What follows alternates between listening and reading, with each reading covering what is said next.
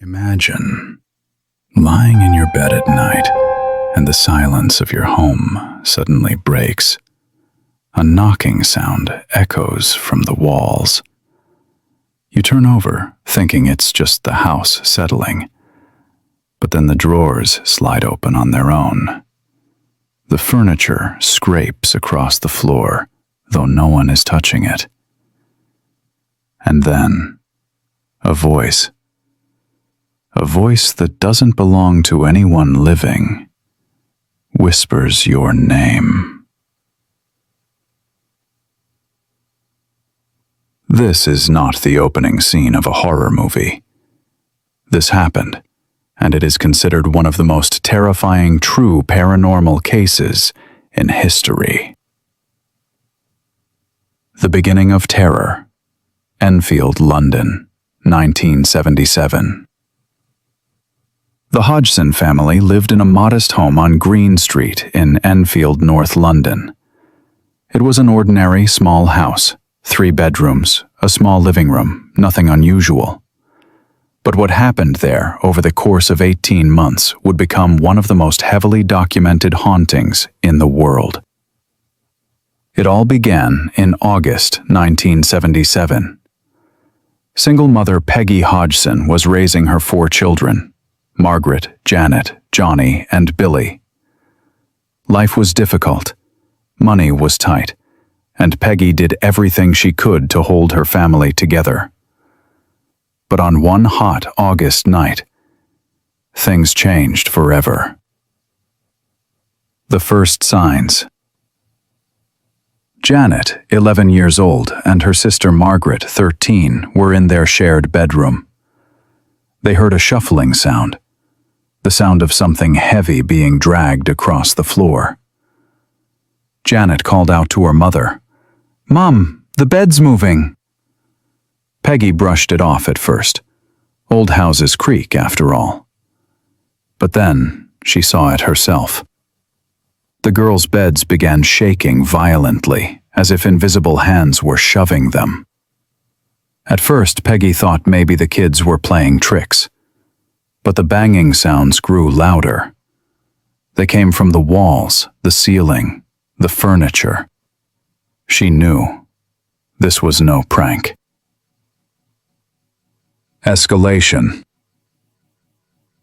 Within days, the activity escalated. Drawers slid open and slammed shut. Chairs tipped over on their own.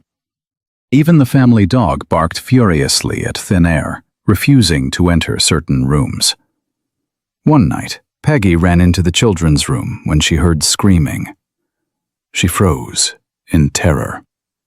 A large, heavy chest of drawers was sliding across the floor, blocking the bedroom door.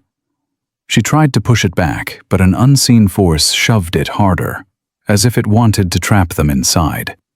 Peggy later said, "It was as if the thing was alive. I couldn't stop it." Fear gripped the family, and this was just the beginning. The voices.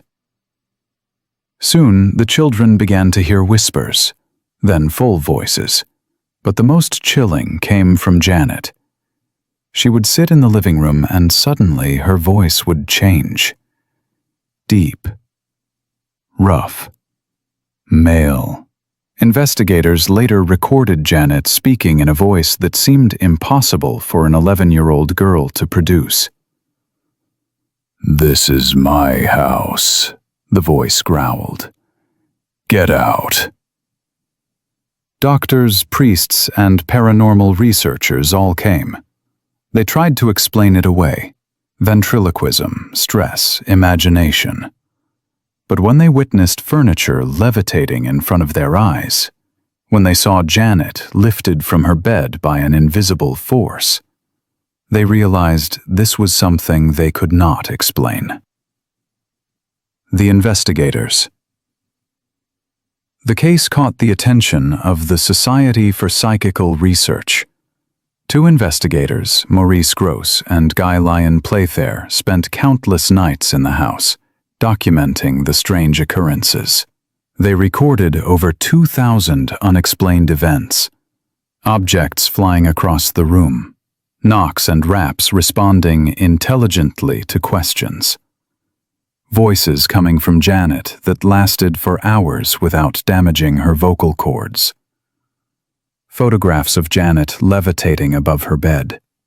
Even police officers called in by Peggy claimed to witness chairs moving across the floor.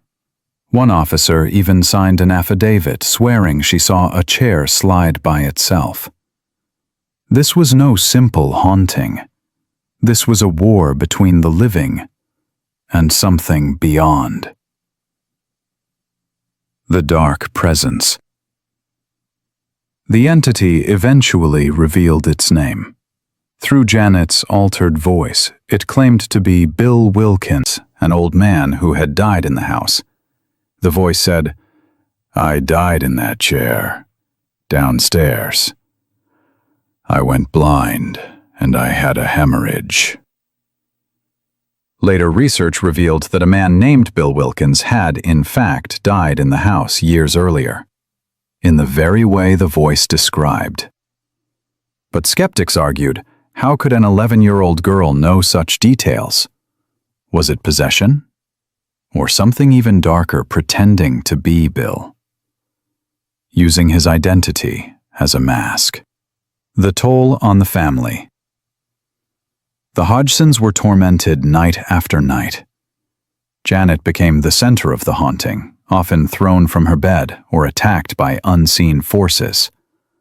She was scratched, bitten, even strangled by something no one could see. Neighbors refused to visit the house. Friends abandoned the family. The children struggled in school, traumatized by sleepless nights and constant fear. Peggy Hodgson, exhausted and desperate, pleaded for help. "We just want it to stop. We just want our home back." But the horror continued for nearly 18 months. The world watches. The media soon swarmed the Hodgson home. Newspapers, television crews, skeptics, and believers, everyone wanted a piece of the Enfield Poltergeist.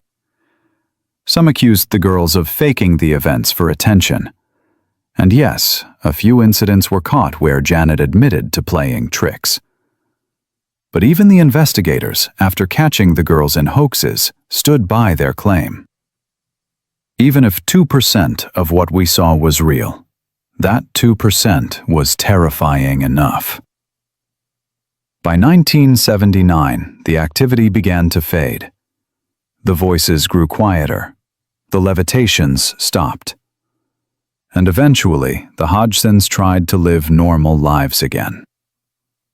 But the scars remained. Janet herself admitted years later that while some things were exaggerated, most of it truly happened. She said, "It ruined my childhood. I will never forget it." The Enfield Poltergeist remains one of the most studied and terrifying paranormal cases in history. To this day, experts argue whether it was a hoax or something truly supernatural. But the recordings, the photographs, the eyewitness testimonies, they all point to one chilling truth. Sometimes, the dead refuse to rest. And sometimes, they want to make sure you know they're still here.